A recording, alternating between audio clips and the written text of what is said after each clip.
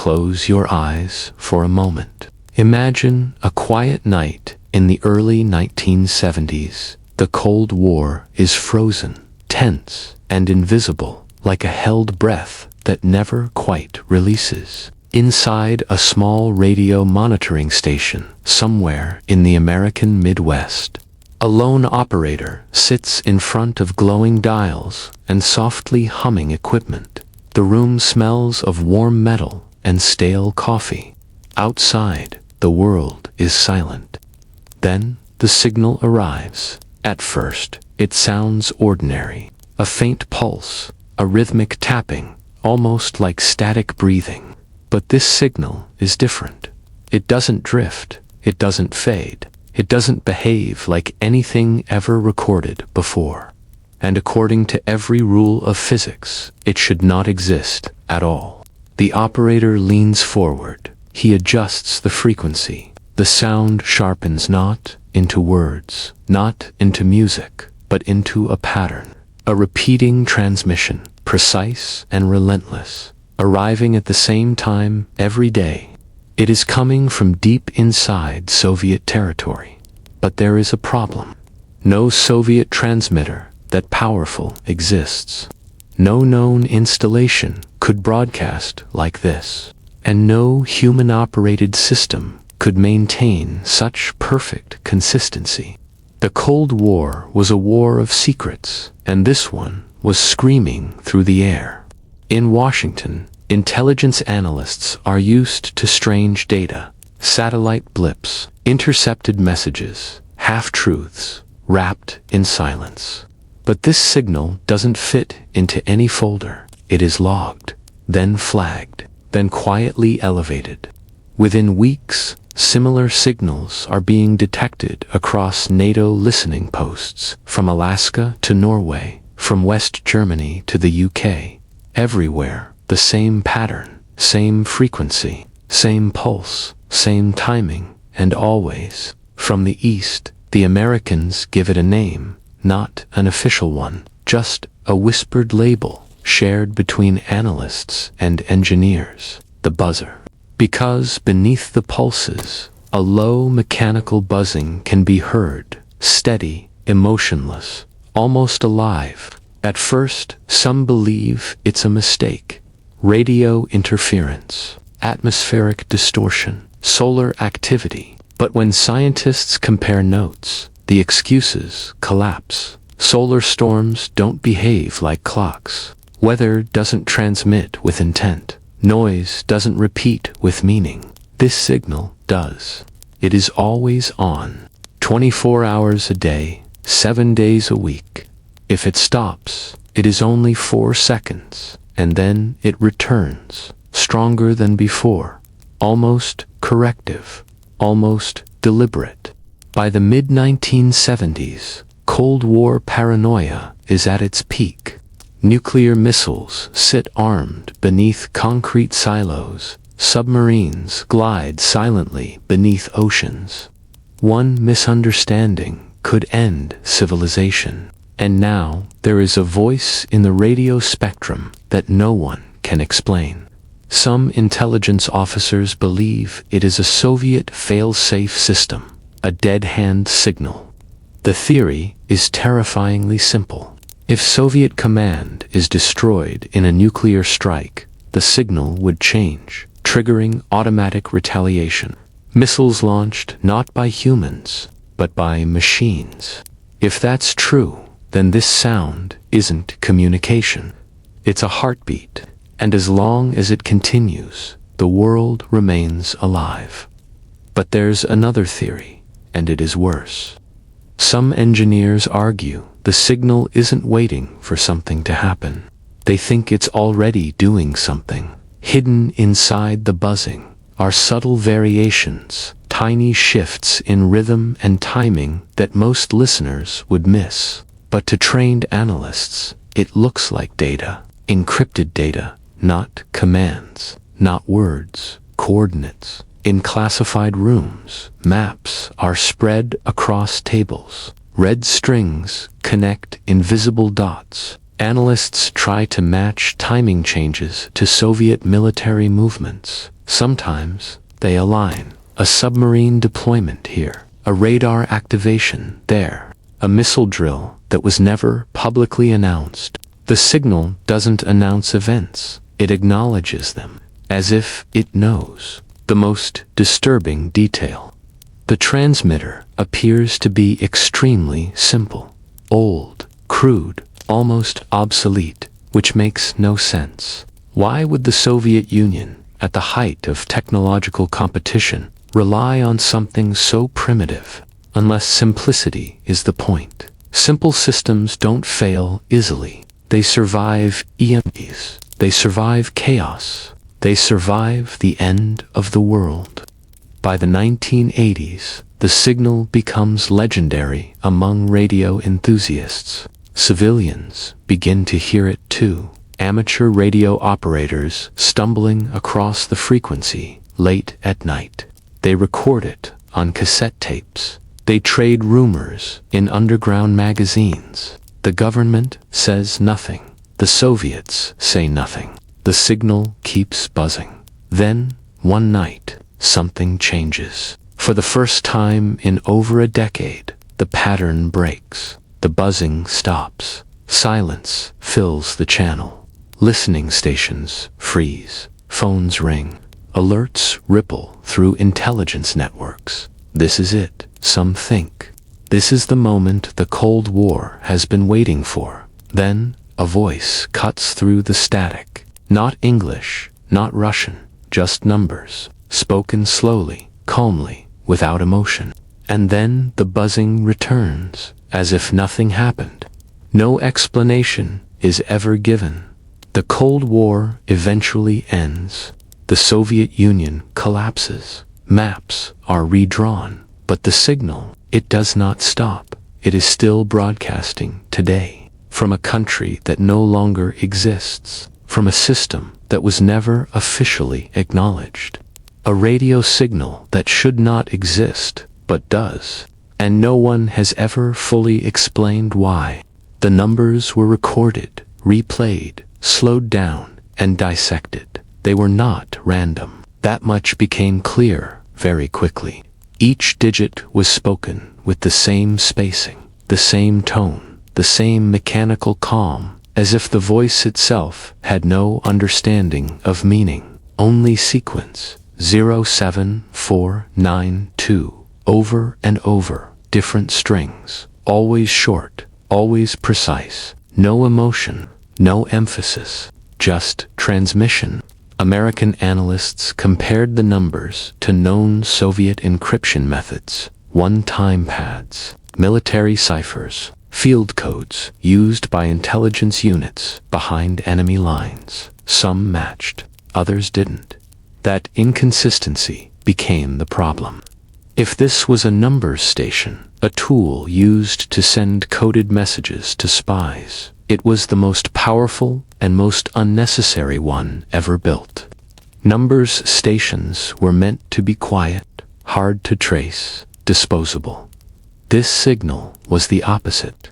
It was loud, persistent, impossible to ignore. It didn't hide. It announced itself. Engineers tried to locate the transmitter. Triangulation placed it somewhere in western Russia, deep inland, far from borders, buried beneath layers of secrecy.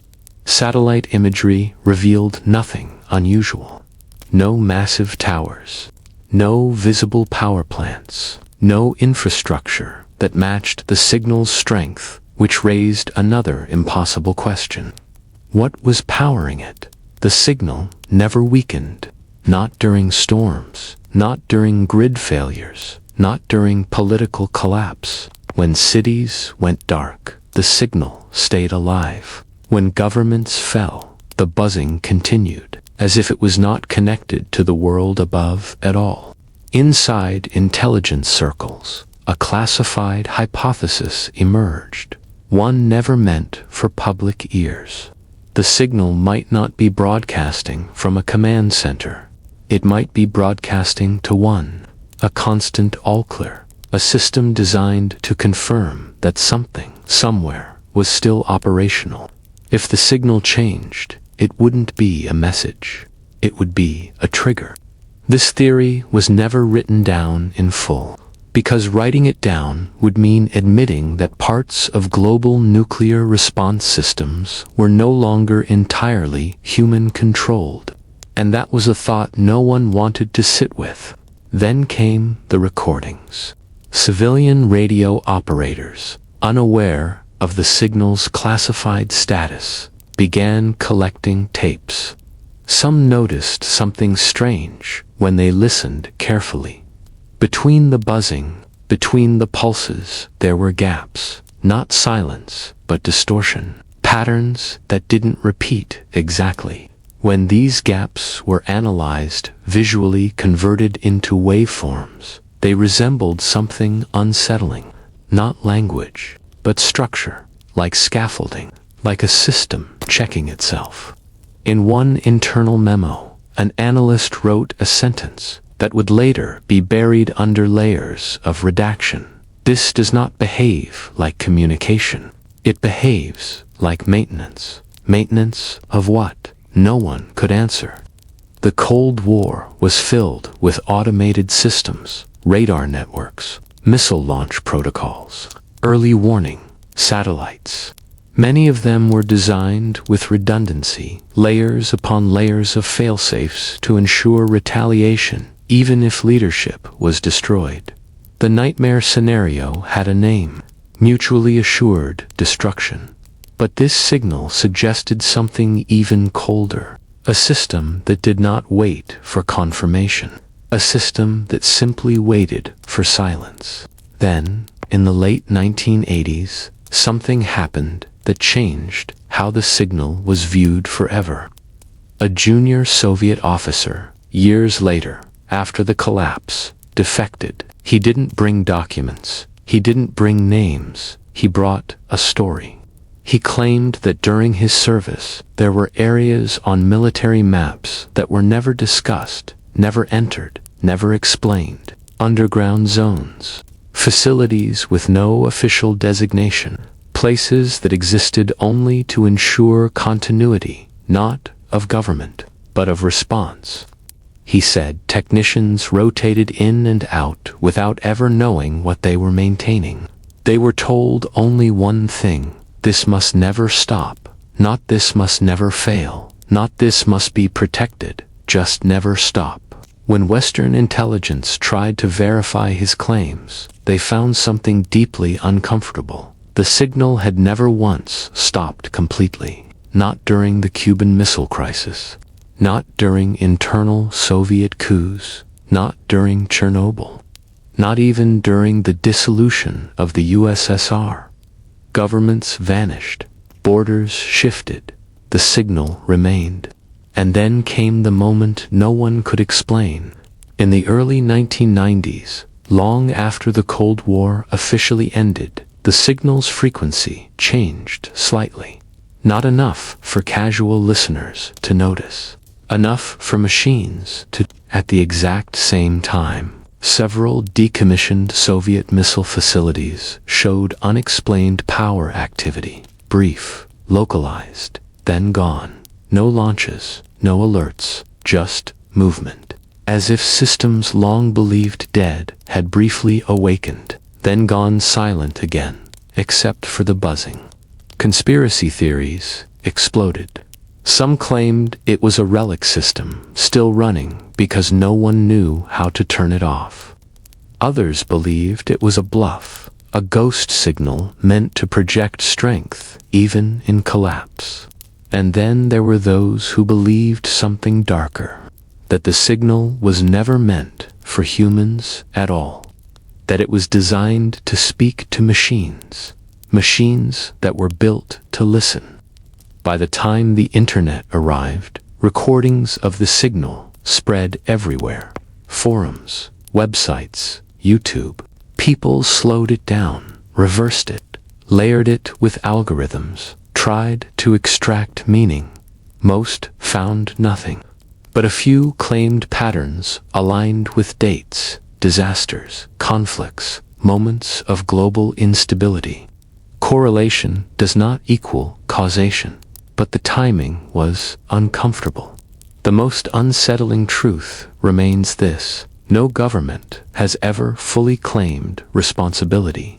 No official explanation has ever been provided, and yet the signal still broadcasts, day after day, year after year, a reminder that some systems, once built, are never truly shut down.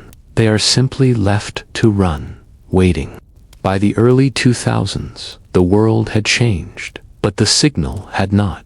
The Cold War was over. Walls had fallen. Enemies had become trading partners. And yet, somewhere in the radio spectrum, the buzzing continued, as if history itself had been ignored. For a new generation of listeners, the signal felt like an artifact, a leftover sound from a time that no longer existed, something eerie but harmless. That assumption would not last. As digital signal processing became more advanced, researchers began analyzing decades of recordings, side by side. Old magnetic tapes were digitized, static cleaned, timing aligned with atomic clocks. What they found was subtle, too subtle to hear. The signal was changing, not in content, not in volume, in structure. The buzzing that once appeared monotonous now revealed micro-variations, tiny shifts in pulse length, spacing, and interference patterns. Not random drift, not equipment decay, intentional modulation. It was evolving. One independent researcher, working outside any government institution, noticed something even stranger. When global communications traffic increased during wars, elections, financial crises, the signal's internal timing tightened, became more precise. When the world calmed, it loosened again, as if it was watching. This idea was dismissed by most professionals until similar patterns were noticed by others, then quietly acknowledged, then quietly buried. Official explanations, when they came at all, were vague. Military communication, legacy infrastructure, harmless transmission. But none of these explanations accounted for one simple fact. There was no longer a reason for it to exist. The Soviet military systems it might have served were dismantled or obsolete. The ideology it was built to defend had vanished. And yet, resources were still being spent to keep it alive. Someone, somewhere, was maintaining it. In 2010, a brief but significant interruption occurred. For exactly 7 minutes, the signal stopped. No buzzing, no pulses, just silence. Radio monitoring stations noticed immediately. Amateur operators noticed too. Online forums lit up. 7 minutes is nothing in daily life. In strategic systems, it is an eternity. Then, without warning, the signal returned. Different. The buzzing was deeper, slower, more distorted. And the numbers that followed were new, longer sequences, never broadcast before. No official comment followed, but behind closed doors, concern resurfaced. Because those 7 minutes mattered. If the signal truly functioned as a fail-safe, then silence should have meant catastrophe. But nothing happened, which meant one of two things. Either the system had been redesigned, or it was never what analysts thought it was in the first place. A declassified NATO briefing from years later hinted at a possibility few wanted to consider. The signal may not have been tied to nuclear launch systems directly. It may have been tied to verification, a confirmation loop, a system designed to constantly prove that command and control networks were intact, not to launch weapons, but to ensure they could be launched. A test that never ends, because stopping the test would be indistinguishable from failure. This would explain everything. Why the signal never stops, why it is simple, why it survives regime change. It is not a weapon, it is a question. Are you still there? And as long as the answer returns, the world remains in a fragile balance. Then there is the detail that unsettles even seasoned analysts. The signal's location appears to have shifted slightly over time. Triangulation data suggests the source has moved, not far, but enough to imply relocation or redundancy. As if the system was not anchored to a single place, as if it was designed to survive destruction by design. Some former engineers have speculated that the original system may have been partially automated decades ago. That over time, updates were layered on top of legacy logic, human oversight reduced, automation increased, until eventually no one fully understood the whole system anymore, only how to keep it running, because turning it off would require certainty. And certainty no longer exists. The public fascination with the signal continues to grow. Recordings rack up millions of views online. People listen late at night, headphones on, waiting for meaning to emerge from the noise. Some say they hear patterns, others hear nothing. Most just feel uneasy, because deep down, the discomfort doesn't come from the sound itself. It comes from what it represents, a reminder that not all Cold War systems were dismantled. Some were simply left behind, still operating, still waiting. The signal is not hostile, it does not threaten, it does not explain, it just exists, broadcasting from a past that refuses to stay buried. And the most unsettling possibility of all is this. What if the signal no longer requires permission to exist? What if it has outlived the people who built it? In the present day, the signal is still there. Anyone with the right equipment can hear it. It doesn't hide. It doesn't encrypt itself against curiosity. It simply broadcasts, steady, patient, indifferent to who is listening. Governments are aware of it. Engineers are aware of it, and yet no one officially claims it. That silence is the loudest clue of all, because in a world where almost everything is documented, monitored, and regulated, unclaimed infrastructure is rare, especially infrastructure powerful enough to transmit across continents, which means one of two things must be true.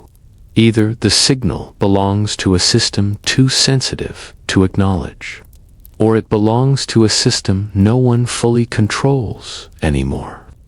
Attempts to shut it down have been rumored, unofficially. Stories circulate among former technicians and intelligence contractors. Maintenance access revoked without explanation, requests denied at the highest level. Warnings delivered without context, not "don't touch it," but "don't interfere." The wording matters. One former engineer described the system as grandfathered into existence. It was built under assumptions that no longer apply. Designed for a world that expected annihilation, a world where continuity mattered more than accountability. Turning it off would require certainty that doing so would not trigger something else. And certainty, in systems this old and layered, is impossible. So the safest action is inaction. Let it run. There is also the human factor. Over decades, institutional memory fades. People retire. Programs change hands. Documentation is lost or classified beyond retrieval. What remains is routine. Tasks performed, not because they are understood, but because they have always been performed. Power is supplied. Equipment is replaced. The signal continues. No one asks why, because asking why implies the possibility of stopping. Some analysts believe the signal now functions as little more than a relic, a ghost broadcast, harmless and irrelevant. Others disagree. They point to its persistence, its maintenance, its quiet evolution. Systems that are truly abandoned decay. This one does not. And then there is the possibility few want to say out loud, that the signal is not waiting for war, that it is waiting for failure. Not a missile launch, not an invasion, but a global breakdown of command. If enough systems go dark, if communication fractures, if silence spreads, then the signal's role may change. Not because someone orders it to, but because that was always the condition. The Cold War taught humanity how close it came to ending itself. The radio signal teaches something quieter and perhaps more unsettling. That some safeguards were designed to operate beyond human trust. That machines were built to watch machines. And that once created, those watchers were never truly dismissed. Today, the signal exists in a strange limbo, too well known to be secret, too unexplained to be public, too important to ignore, too dangerous to touch, so it remains, buzzing, waiting. Perhaps the most important question is not what the signal does, but what it says about us. We built systems to protect ourselves from ourselves, and then lost track of how they work. We designed fail-safes so absolute that they outlived the fear that created them, and now we live alongside them, hoping they remain benign. The radio spectrum is filled with noise, most of it meaningless. But somewhere inside that noise is a sound that has crossed decades, ideologies, and borders without stopping. A sound that was never meant to be heard by the public. A sound that refuses to explain itself. The Cold War may be over, but not everything it built learned how to end. Some things are still broadcasting, and the most unsettling part is not that they exist, it's that one day they might stop.